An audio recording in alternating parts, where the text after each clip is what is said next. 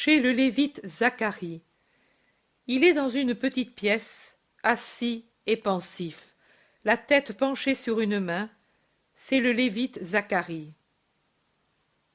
Ne sois pas incertain, n'accueille pas les voix qui te troublent. Je suis la vérité et la vie. Regarde-moi, touche-moi. Le jeune homme a levé son visage aux premières paroles. Il a vu Jésus et a glissé à genoux. Il crie: Pardonne-moi, Seigneur, j'ai péché, j'ai accueilli en moi le doute sur ta vérité. Plus que toi sont coupables ceux qui cherchent à séduire ton esprit. Ne cède pas à leur tentation. Je suis un corps vivant et réel. Sens le poids et la chaleur, la consistance et la force de ma main. Il lui prend l'avant-bras et le lève avec force en disant: Lève-toi et marche dans les voies du Seigneur, hors du doute et de la peur, et tu seras heureux si tu sais persévérer jusqu'à la fin. Il bénit et disparaît. Le jeune homme, après un instant d'étourdissement émerveillé, se précipite hors de la pièce en criant: Mère, père, j'ai vu le maître. Ce n'est pas vrai ce que disent les autres. Je n'étais pas fou. Ne continuez pas à croire aux mensonges, mais bénissez avec moi le Très-Haut qui a eu pitié de son serviteur. Je pars, je vais en Galilée. Je vais trouver quelques-uns des disciples. Je vais leur dire de croire que lui est vraiment ressuscité. Il ne prend pas de sac avec de la nourriture et des vêtements. Il prend son manteau et s'en va en courant, sans donner à ses parents le temps de revenir de leur stupeur et de pouvoir intervenir pour le retenir. À une femme de la plaine de Saron. Une route littorale, peut-être celle qui unit Césarée à Joppé ou une autre, je ne sais pas. Je sais que je vois une campagne à l'intérieur et la mer à l'extérieur, bleu vif après la ligne jaunâtre de la rive. La route est certainement une artère romaine, comme en témoigne son pavage. Une femme en pleurs marche sur cette route dans les premières heures d'un matin serein. L'aurore est née depuis peu. La femme doit être très fatiguée, car de temps en temps elle s'arrête pour s'asseoir sur une pierre miliaire ou sur la route. Puis elle se relève et avance comme si quelque chose hâtait sa marche, malgré une grande fatigue. Jésus, un voyageur couvert d'un manteau, se met à côté d'elle. La femme ne le regarde pas. Elle avance, absorbée dans sa douleur. Jésus lui demande: Pourquoi pleures-tu, femme? D'où viens-tu? Et où vas-tu ainsi toute seule? Je viens de Jérusalem et je retourne chez moi. C'est loin? À mi-chemin entre Joppé et Césarée. À pied? Dans la vallée, avant Modin, des voleurs ont pris mon âne et ce qu'il portait. Tu as été imprudente d'aller seule. Ce n'est pas l'habitude d'aller seule pour la Pâque. Je n'étais pas venue pour la Pâque. J'étais restée à la maison, car j'espère l'avoir encore, un enfant malade. Mon mari était allé avec les autres. Je l'ai laissé aller en avant et, 4 jours après, je suis partie. Car j'ai dit, certainement, lui est à Jérusalem pour la Pâque. Je le chercherai. J'avais un peu peur, mais j'ai dit, je ne fais rien de mal. Dieu voit. Je crois et je sais qu'il est bon.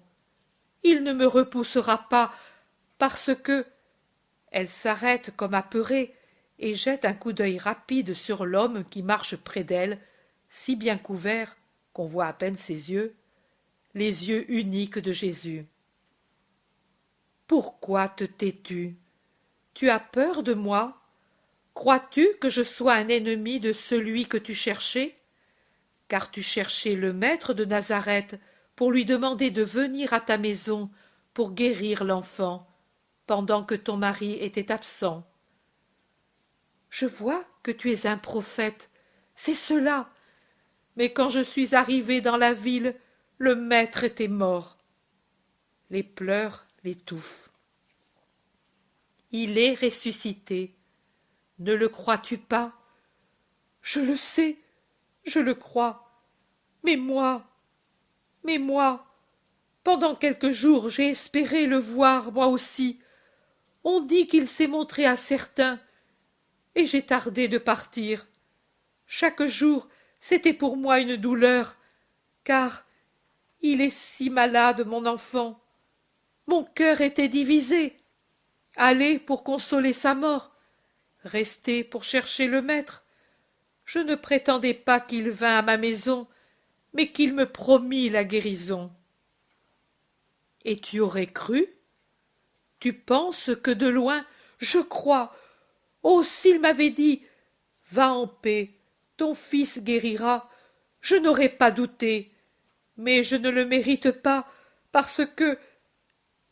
Elle pleure en pressant son voile sur sa bouche, comme pour s'empêcher de parler. Parce que ton mari est un des accusateurs et des bourreaux de Jésus-Christ. Mais Jésus-Christ est le Messie. Il est Dieu, et Dieu est juste, femme. Il ne punit pas un innocent à cause d'un coupable. Il ne torture pas une mère parce que le père est pécheur. Jésus-Christ est la miséricorde vivante. Oh, tu es peut-être un de ses apôtres. Tu sais peut-être où il est. Toi, peut-être, lui t'a envoyé pour me dire cela. Il a senti, il a vu ma douleur, ma foi, et il t'envoie à moi, comme le Très-Haut envoya l'archange Raphaël à Tobie.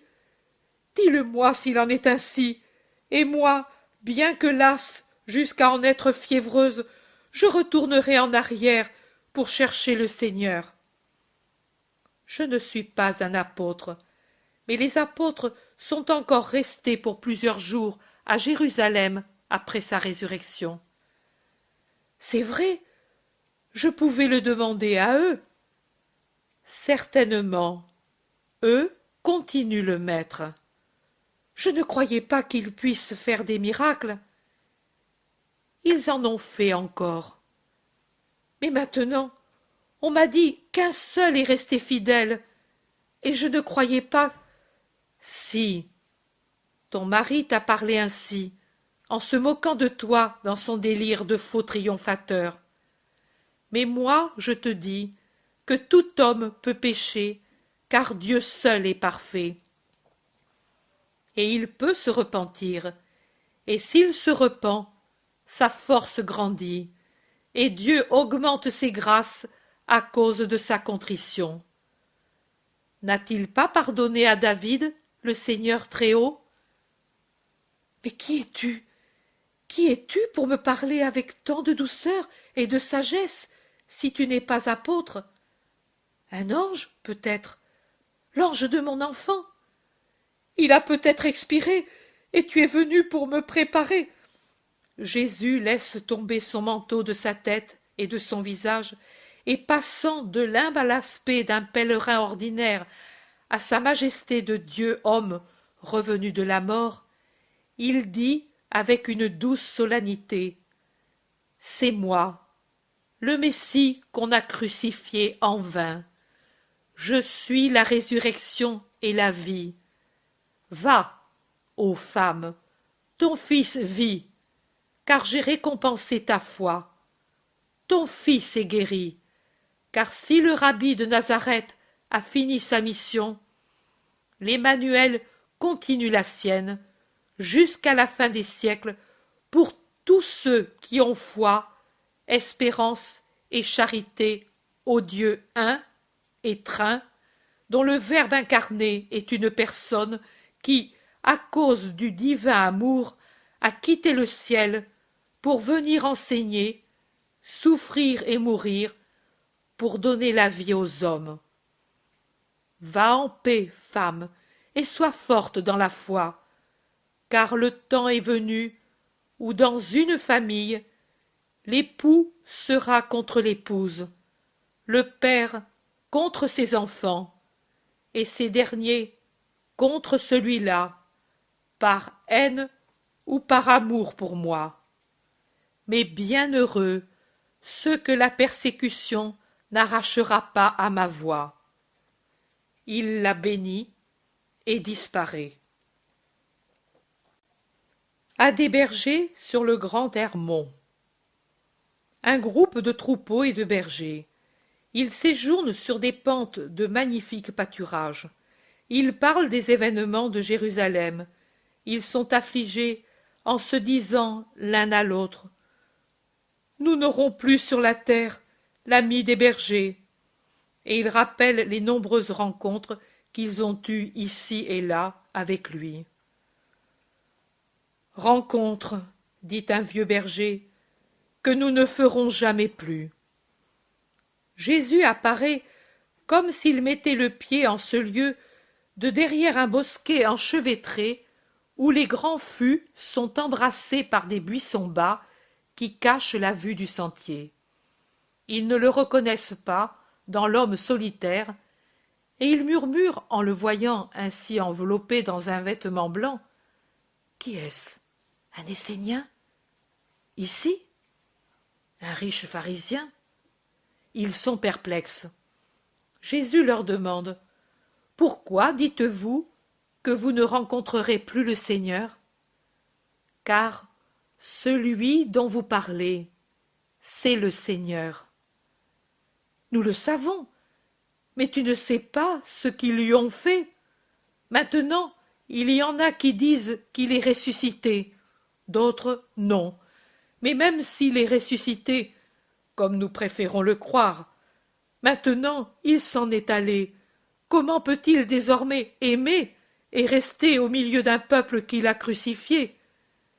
Et nous qui l'aimions, même si nous ne l'avions pas tous connu, nous sommes tristes de l'avoir perdu.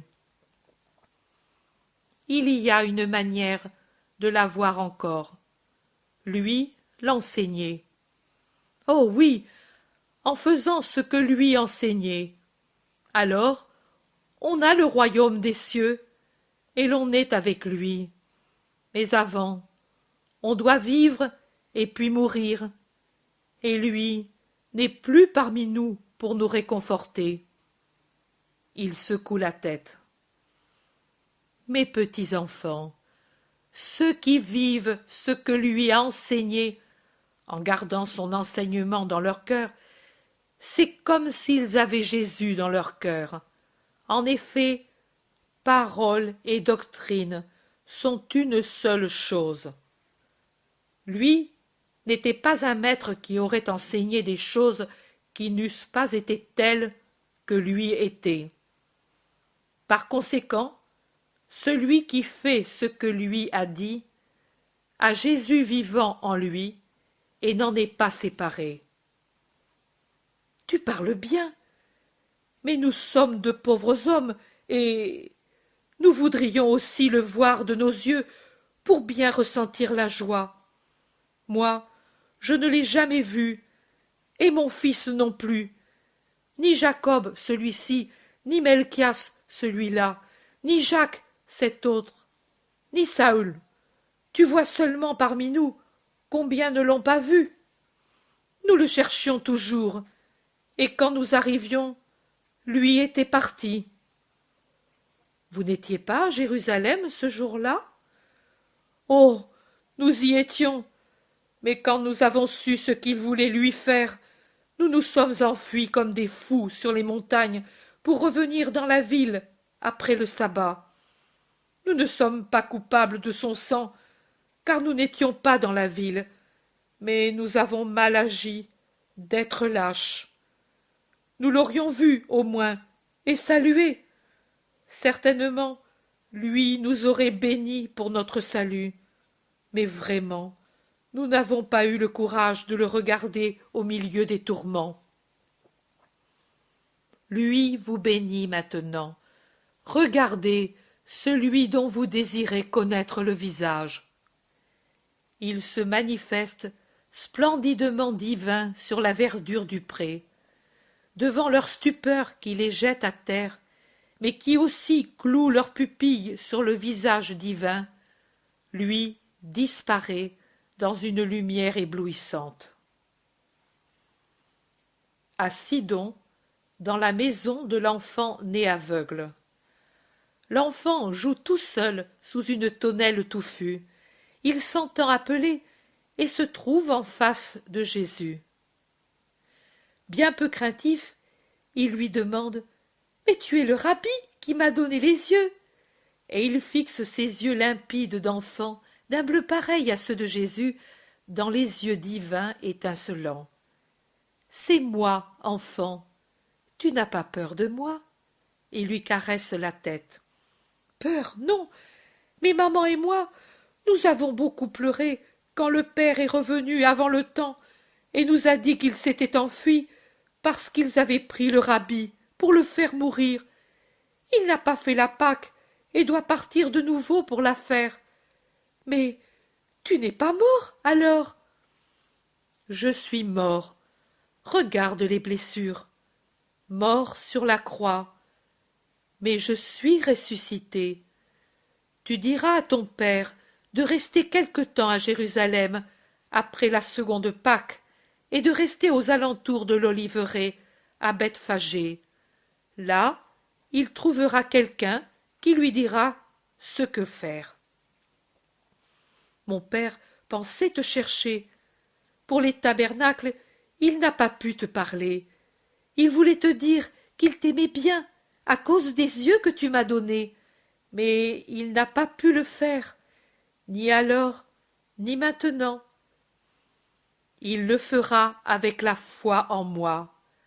Adieu, enfant.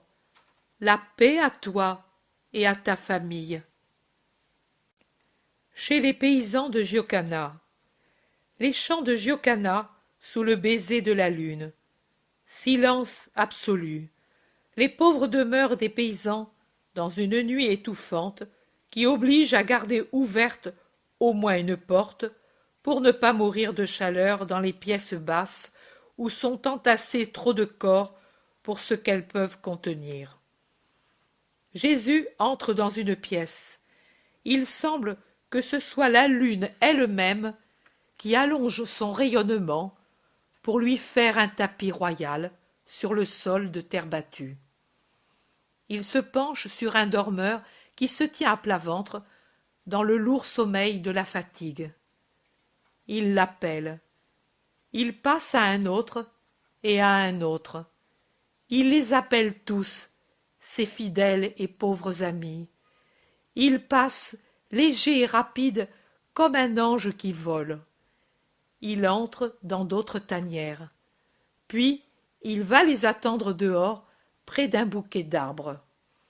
Les paysans, à moitié endormis, sortent de leur taudis. 2, 3, un seul, 5 ensemble, quelques femmes. Ils sont stupéfaits d'avoir été tous appelés ainsi par une voix connue qui a dit à tous les mêmes paroles. Venez à la Pommeraie. Ils y vont, les hommes en finissant d'enfiler leurs pauvres vêtements, et les femmes d'arranger leurs tresses, et ils parlent doucement. Il m'a semblé que c'était la voix de Jésus de Nazareth. Peut-être son esprit, ils l'ont tué. L'avez-vous entendu dire? Moi, je ne puis le croire. Il était Dieu. Et pourtant Joël l'a vu aussi passer sous la croix. À moi, ils ont dit hier, pendant que j'attendais que le régisseur traite ses affaires, que les disciples sont passés par Jesraël et qu'ils ont dit qu'il était vraiment ressuscité. Tais-toi, tu sais ce qu'a dit le maître, c'est la flagellation pour qui dit cela. La mort peut-être, mais ne serait-ce pas mieux, plutôt que de souffrir ainsi? Et maintenant, lui n'y est plus. Ils sont encore plus mauvais maintenant qu'ils ont réussi à le tuer. Ils sont mauvais parce qu'il est ressuscité. Il parle doucement, en allant vers le point qui leur a été indiqué. « Le Seigneur !» crie une femme en tombant la première à genoux. « Son fantôme !» crient d'autres, et certains ont peur. « C'est moi. Ne craignez pas, ne criez pas. Avancez, c'est vraiment moi. Je suis venu pour confirmer votre foi, que je sais attaquer par d'autres. Vous voyez, mon corps fait de l'ombre parce que c'est un vrai corps. Vous ne rêvez pas, non, c'est bien ma vraie voix. Je suis le même Jésus qui rompait le pain avec vous et vous donnait son amour. Maintenant aussi, je vous donne mon amour. Je vous enverrai mes disciples, et ce sera encore moi, car eux vous donneront ce que je vous donnais et ce que je leur ai donné pour pouvoir me communiquer à ceux qui croient en moi. Portez votre croix, comme moi j'ai porté la mienne. Soyez patients. Pardonnez. Ils vous diront comment je suis mort. Imitez-moi. Le chemin de la douleur est le chemin du ciel. Suivez-le avec paix, et vous aurez mon royaume. Il n'y a pas d'autre chemin que celui de la résignation à la volonté de Dieu, de la générosité, de la charité envers tous. S'il y en avait eu un autre, je vous l'aurais indiqué. Moi, je suis passé par lui, car c'est le juste chemin. Soyez fidèles à la loi du Sinaï, qui est immuable en ses 10 commandements, et à ma doctrine.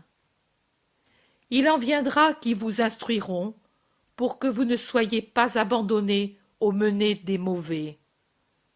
Je vous bénis. Rappelez-vous toujours que je vous ai aimé et que je suis venu parmi vous avant et après ma glorification. En vérité, je vous dis que beaucoup auraient désiré me voir maintenant et ne me verront pas. Beaucoup de grands. Je me montre à ceux que j'aime et qui m'aiment. Un homme ose dire « Alors, le royaume des cieux existe vraiment? Tu étais vraiment le Messie? Nous influence. N'écoutez pas leurs paroles. Rappelez-vous les miennes et accueillez celles de mes disciples que vous connaissez. Ce sont des paroles de vérité, et ceux qui les accueillent et les mettent en pratique, même s'ils sont serviteurs ou esclaves, seront des habitants et des cohéritiers de mon royaume. Il les bénit en ouvrant les bras et disparaît. Oh, moi, je ne crains plus rien, moi. Et moi non plus, tu as entendu? Pour nous aussi, il y a une place. Il faut être bon, pardonner, patienter, savoir résister, chercher les disciples. Il est venu chez nous, pauvres serviteurs. Nous le dirons à ses apôtres. Si Jocanna le savait, et Doras, il nous tuerait pour qu'on ne parle pas. Mais nous nous tairons, nous n'en parlerons qu'aux serviteurs du Seigneur. Michée, ne dois-tu pas aller avec cette charge à Séphoris? Pourquoi ne vas-tu pas à Nazareth pour en parler? À qui? À la mère, aux apôtres. Ils seront peut-être avec elle. Ils s'éloignent en parlant de leur projet. Sur les terres de Daniel, parent d'Helkias, à Bétheron. Helkias, le pharisien, est en train de discuter avec ses pareils pour savoir ce qu'il faut faire du synédriste Simon qui, devenu fou le vendredi saint, parle et dit trop de choses. Les avis sont différents. Quelqu'un dit de l'isoler dans quelque endroit désert où ses cris ne pourraient être entendus, que par un serviteur très fidèle et partageant leurs idées. Un autre, plus bienveillant, a confiance qu'il s'agit d'un malaise passager et qu'il suffirait de le laisser où il est. Helkias répond: « Je l'ai amené ici, ne sachant où l'amener ailleurs, mais vous savez que je doute beaucoup de mon parent Daniel. » D'autres, plus mauvais encore que Helkias, disent: « Il veut fuir, aller en mer. Pourquoi ne pas le satisfaire? » Parce qu'il n'est pas capable de faire des actes ordonnés. Seul en mer, il périrait, et aucun de nous n'est capable de conduire une barque. Et même s'il en était ainsi, qu'arriverait-il au lieu du débarquement avec ce qu'il dit? Laissez-lui choisir sa route, en présence de tous, et même de ton parent, fais en sorte que lui dise sa volonté et qu'on fasse ce qu'il veut.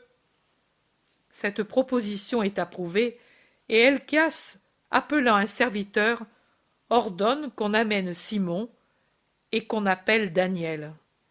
Ils arrivent l'un et l'autre, et si Daniel a l'air d'un homme qui se sent mal à l'aise près de certaines gens, l'autre a vraiment l'air d'un fou. « Écoute-nous, Simon, tu dis que nous te gardons prisonnier parce que nous voulons te tuer. Vous devez, car tel est le commandement. Tu délires, Simon, tais-toi et écoute. Où te semble-t-il que tu guérirais? En mer, au milieu de la mer, là où il n'y a pas de voie, où il n'y a pas de tombeau, car les tombeaux s'ouvrent et les morts en sortent, et ma mère dit: tais-toi, écoute, nous t'aimons comme notre chair. Veux-tu vraiment y aller? Bien sûr que je le veux, car ici les tombeaux s'ouvrent, et ma mère... Tu y iras, nous te conduirons à la mer, nous te donnerons une barque, et tu... Mais c'est un homicide, cela! Il est fou! Il ne peut aller seul! Crie l'honnête Daniel. Dieu ne violente pas la volonté de l'homme. Pourrions-nous faire ce que Dieu ne fait pas? Mais il est fou! Il n'a plus de volonté! Il est plus dénué qu'un nouveau-né! Vous ne pouvez pas! Tais-toi! Tu es un agriculteur, rien d'autre. C'est nous qui savons. Demain nous partirons pour la mer. Sois content, Simon. Pour la mer, comprends-tu? Ah! Je n'entendrai plus les voix de la terre, plus les voix. Ah! Un long cri, un spasme d'agitation, ses yeux et ses oreilles se ferment, et un autre cri, celui de Daniel qui fuit terrorisé. Helkias crie: « Mais qui est-ce? Qu'arrive-t-il? Arrêtez ce fou et ce sot! Sommes-nous peut-être en train de perdre tous la tête? » Mais celui qu'Helkias appelle le sot, c'est-à-dire son parent Daniel, après avoir couru quelques mètres, se prosterne sur le sol, pendant que l'autre de son côté écume là où il est, dans une convulsion effrayante, et crie: « Faites-le taire! Il n'est pas mort, et il crie, plus que ma mère, plus que mon père, plus qu'il ne le faisait sur le Golgotha. Là, vous ne voyez pas, là? » Il montre l'endroit où est Daniel tranquille, souriant, le visage levé après avoir été le visage au sol. Helkias le rejoint et le secoue rudement, furieux, sans s'occuper de Simon qui se roule par terre et écume et pousse des cris de bête au milieu du cercle terrifié des autres. Helkias apostrophe Daniel. « Visionnaire fainéant, veux-tu me dire ce que tu fais? » « Laisse-moi. Maintenant je te connais, et je m'éloigne de toi. J'ai vu, bienveillant pour moi, terrible pour vous, celui que vous voulez me faire croire mort. Je m'en vais.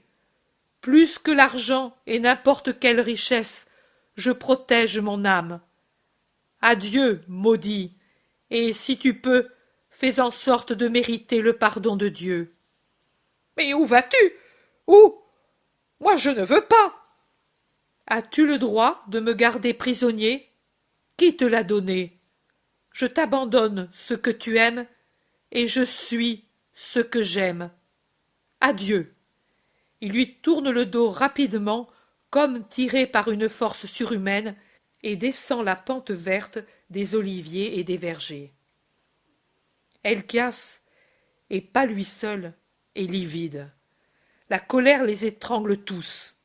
Helcias menace de se venger sur son parent, sur tous ceux qui, avec leur frénésie, dit-il, affirment que le Galiléen est vivant. Il veut parler, il veut agir. Quelqu'un, je ne sais pas qui c'est, dit « nous agirons, mais nous ne pourrons pas fermer toutes les bouches et les pupilles de ceux qui parlent par ce qu'ils voient. Nous sommes vaincus. Notre crime nous accable. Maintenant arrive l'expiation. » Et il se bat la poitrine, pris d'une angoisse qui le rend semblable à quelqu'un qui monte les marches d'un échafaud. « La vengeance de Yahvé, dit-il encore, et c'est toute la terreur millénaire d'Israël qui affleure dans sa voix. » Pendant ce temps, blessé, écumant, effrayant, Simon fait entendre des cris de damné. « Parricide, m'a-t-il dit, faites-le taire, taire, parricide. La même parole que ma mère. Les morts ont donc tous les mêmes paroles. » À une femme de Galilée. La lune, près de se coucher, va cacher son arc encore mince de lune nouvelle derrière la bosse d'une montagne. Sa clarté est donc très relative, et dans peu de temps, elle ne dominera plus la vaste campagne. Et pourtant, il y a un voyageur sur le chemin solitaire, un petit chemin, un sentier au milieu des champs, plutôt qu'autre chose. Il marche, en tenant suspendu par un anneau une lanterne rudimentaire qui, vieille comme le monde, je crois, sert généralement aux charretiers pour s'éclairer la nuit. Celle-ci, car le verre n'est pas une chose commune, je crois même que c'était une chose tout à fait inconnue, car il ne m'est jamais arrivé d'en voir dans aucune maison, ni comme verre à boire, ni comme vase, ni comme abri aux fenêtres. La lanterne a donc, pour abriter la flamme, quelque chose qui peut être aussi bien du mica que du parchemin. La lumière en filtre si faible qu'elle peut tout juste servir et éclairer un petit espace autour de la lanterne. Pourtant, comme la lune se cache entièrement, la lumière du pauvre fanal paraît plus vigoureuse et met une clarté vacillante dans l'obscurité de la campagne. Le voyageur marche sans s'arrêter. Le ciel a un commencement d'aube à l'extrémité de l'horizon, mais si faible pour le moment qu'elle n'éclaire rien, et le pauvre lumignon sert encore. Près d'un petit pont attend ou se repose un autre voyageur tout enveloppé dans son manteau. Celui du fanal, qui se dirige vers ce pont, s'arrête hésitant. Il se demande s'il doit passer par là ou revenir en arrière, où le lit d'un petit torrent a de larges pierres qui peuvent servir à passer à travers le peu d'eau du fond. Celui qui est assis sur la rive rustique, faite d'un tronc d'arbre qui a encore son écorce blanche verte, lève la tête pour observer celui qui s'est arrêté. Il se lève et dit « Ne me crains pas, avance, je suis un bon compagnon, pas un voleur. » C'est Jésus. Je le reconnais à sa voix plutôt qu'à son aspect qui est voilé par le crépuscule profond que la lumière n'arrive pas à rompre jusqu'à l'endroit où est Jésus. Mais la personne arrêtée hésite encore.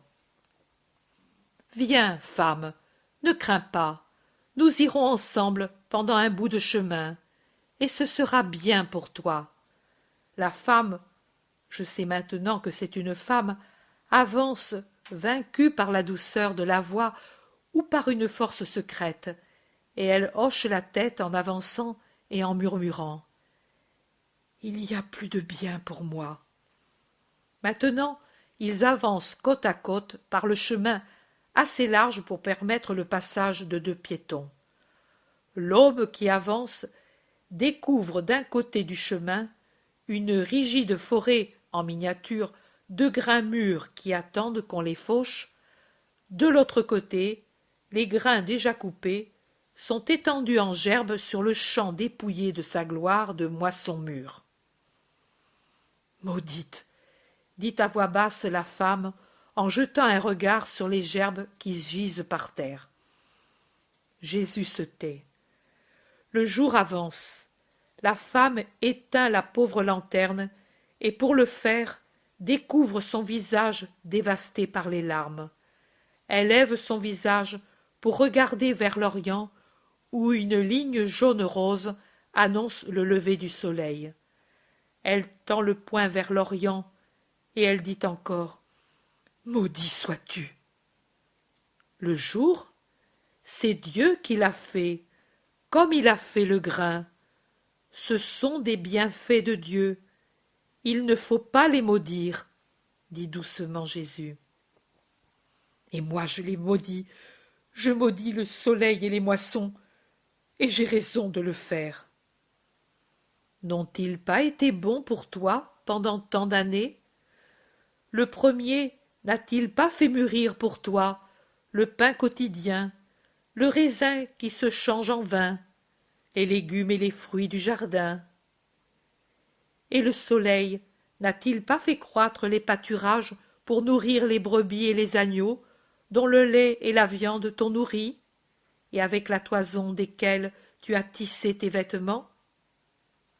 Et le grain n'a-t-il pas donné le pain pour toi, pour tes enfants, pour ton père et pour ta mère, pour ton époux? Elle éclate en sanglots et pousse un cri. Je n'ai plus d'époux, eux l'ont tué. Il était allé travailler, car nous avons 7 enfants, et le peu que nous avions à nous ne suffisait pas pour nourrir 10 personnes. Hier soir, il est venu en disant « Je suis là, et tout drôle », et il s'est jeté sur le lit, brûlant de fièvre. Sa mère et moi, nous l'avons secouru, comme nous pouvions, pensant appeler aujourd'hui le médecin de la ville. Mais il est mort, après le chant du coq. Le soleil l'a tué. Je vais à la ville, oui, pour prendre ce qu'il faut. En revenant, je penserai à prévenir ses frères. J'ai laissé sa mère pour veiller son fils et mes enfants, et je suis parti pour ce qu'il faut faire. Et je ne dois pas maudire le soleil brûlant et le grain? Retenue comme elle l'était d'abord, de sorte que je n'aurais pas pensé que c'était une femme, et surtout une femme affligée, maintenant sa douleur a rompu les digues, et elle déborde avec force. Elle dit tout ce qu'elle n'a pas dit dans sa maison, pour ne pas éveiller ses enfants qui dorment dans la pièce voisine. Tout ce qui lui pesait tellement sur le cœur que cela lui donnait l'impression qu'il allait éclater.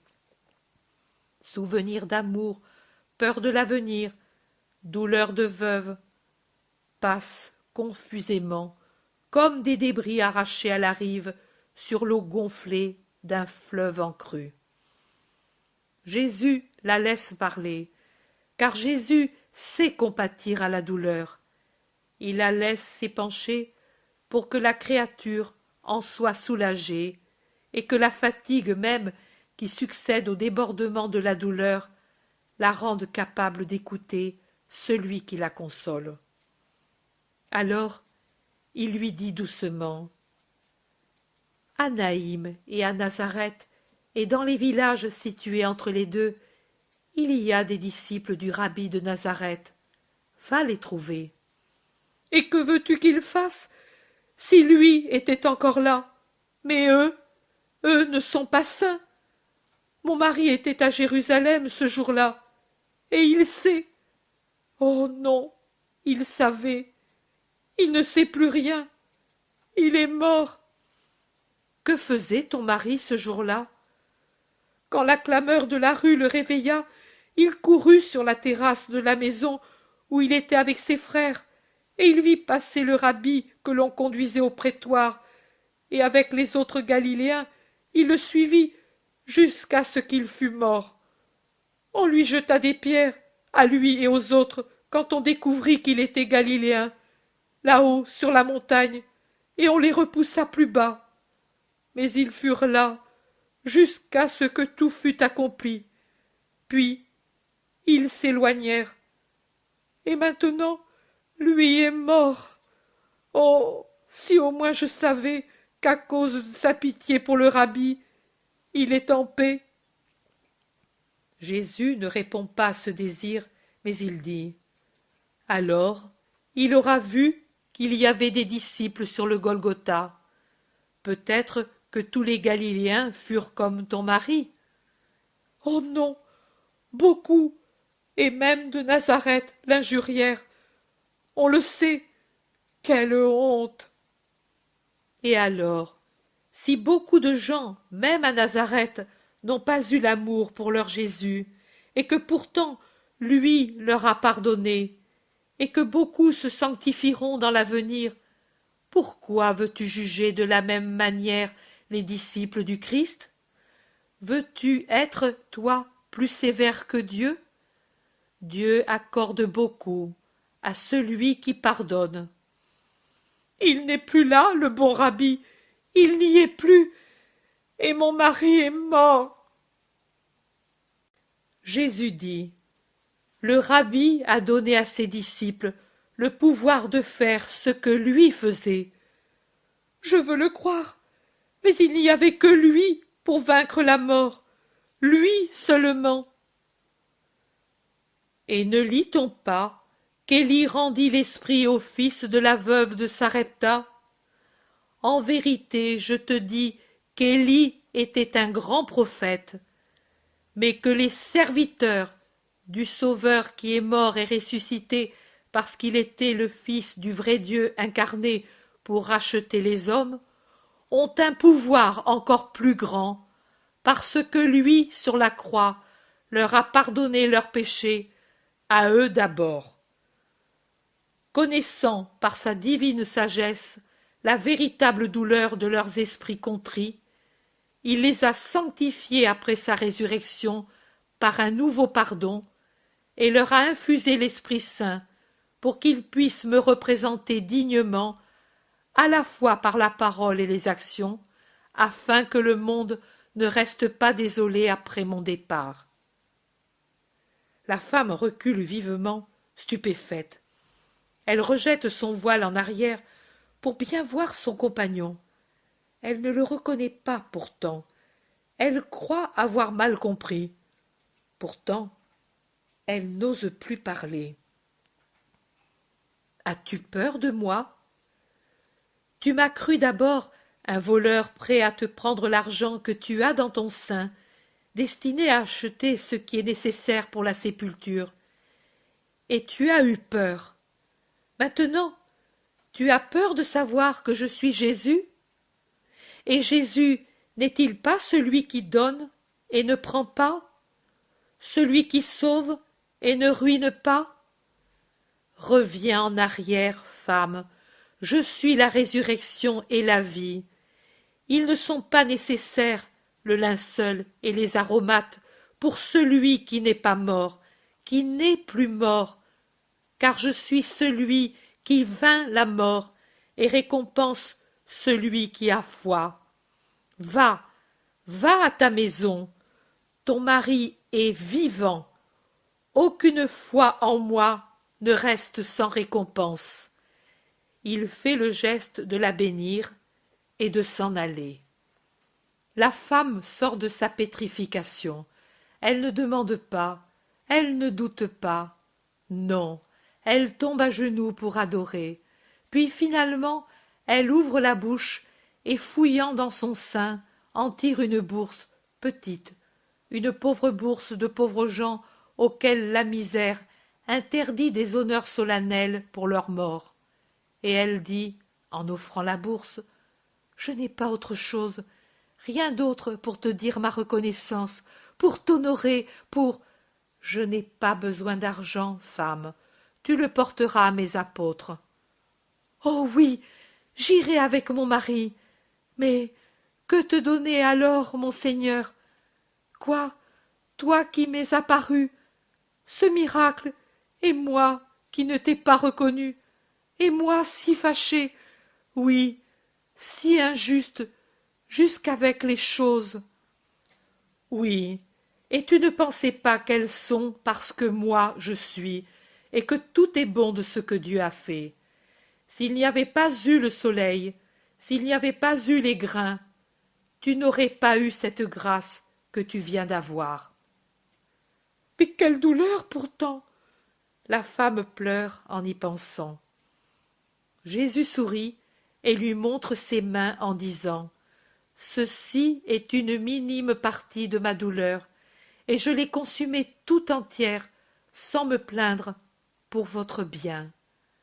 La femme se baisse jusqu'au sol pour reconnaître: c'est vrai, pardonne ma plainte. Jésus disparaît dans sa lumière, et quand elle lève le visage, elle se voit seule. Elle se lève, regarde autour d'elle. Rien ne peut gêner sa vue, car maintenant c'est plein jour, et il n'y a que des champs de moisson tout autour. La femme se dit à elle-même: et pourtant je n'ai pas rêvé. Le démon peut-être la tente pour la faire douter, car elle a un instant d'incertitude pendant qu'elle soupèse la bourse dans ses mains. Mais ensuite la foi a le dessus, et elle tourne le dos à l'endroit où elle se dirigeait pour revenir sur ses pas, rapide, comme si le vent la portait, sans qu'elle se fatigue, le visage éclairé d'une joie plus grande qu'une joie humaine, tant elle est paisible. Elle répète à chaque instant: comme il est bon le Seigneur, il est vraiment Dieu, il est Dieu, que soit béni le Très-Haut et celui qui l'a envoyé. Elle ne sait pas dire autre chose, et sa litanie se mêle maintenant au chant des oiseaux. La femme est tellement absorbée qu'elle n'entend pas les saluts de certains moissonneurs qui la voient passer et lui demandent d'où elle vient à cette heure. L'un d'eux la rejoint et lui dit: Marc, va-t-il mieux? Tu es allé chercher le médecin? Marc est mort au chant du coq, et il est ressuscité, car le Messie du Seigneur a fait cela, répond-elle, en allant toujours rapidement. La douleur l'a rendue folle, murmure l'homme, et il secoue la tête en rejoignant ses compagnons qui ont commencé à faucher le grain. Les champs se peuplent de plus en plus, mais la curiosité triomphe chez beaucoup qui se décident à suivre la femme qui accélère toujours plus sa marche. Elle va, elle va. Voici une très pauvre maisonnette basse, solitaire, perdue dans la campagne. Elle s'y dirige en serrant les mains sur son cœur. Elle y entre, mais à peine y a-t-elle posé le pied qu'une vieille femme se jette dans ses bras en criant: ô ma fille, quelle grâce du Seigneur! Prends courage, fille, car ce que je dois te dire est chose si grande, si heureuse que, je le sais, mère, Marc n'est plus mort. Où est-il? Tu le sais? Et comment? J'ai rencontré le Seigneur. Je ne l'ai pas reconnu, mais lui m'a parlé, et quand il lui a plu, il m'a dit: ton mari vit. Mais ici, quand? J'avais ouvert la fenêtre alors, et je regardais le premier rayon de soleil qui tombait sur le figuier. Oui, vraiment ainsi. Le premier rayon a touché alors le figuier contre la pièce, quand j'ai entendu un profond soupir, comme pour quelqu'un qui s'éveille. Je me suis tournée effrayée, et j'ai vu Marc qui s'asseyait et rejetait en arrière le drap que je lui avais jeté sur le visage, et qui regardait en haut avec un visage. Puis il m'a regardé et a dit: Mère, je suis guérie. Moi, il s'en est fallu de peu que je meure, moi, et lui m'a secouru et a compris qu'il avait été mort. Il ne se rappelle rien. Il dit qu'il se rappelle jusqu'au moment où on l'a mis au lit, et ensuite plus rien, jusqu'au moment où il a vu un ange, une espèce d'ange, qui avait le visage du rabbi de Nazareth, et qui lui a dit « Lève-toi ». Et il s'est levé, exactement à l'heure où le soleil surgissait tout entier. À l'heure où il m'a dit « Ton mari vit ». Ô mère, quelle grâce! Comme Dieu nous a aimés! Ceux qui arrivent les trouvent embrassés et en pleurs. Ils croient que Marc est mort et que sa femme, dans un instant de lucidité, a compris son malheur. Mais Marc, qui entend les voix, apparaît serein, avec un enfant dans les bras et les autres attachés à sa tunique. Et il dit à haute voix « Me voici, bénissons le Seigneur !» Ceux qui sont survenus l'assaillent de questions et, comme toujours dans les choses humaines, s'élève la contradiction. Les uns croient à une véritable résurrection, les autres, les plus nombreux, qu'il était tombé en catalepsie, mais qu'il n'était pas mort. Il y en a qui admettent que le Christ est apparu à Rachel, et d'autres qui disent que ce sont toutes des fables, car lui est mort, disent certains.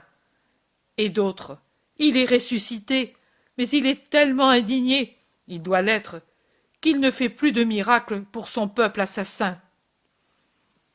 Dites ce que bon vous semble, dit l'homme qui perd patience, et dites-le où vous voulez.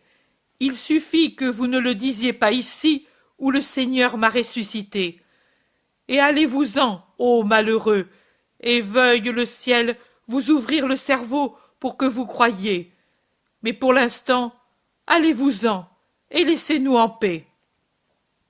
Il les pousse dehors et ferme la porte.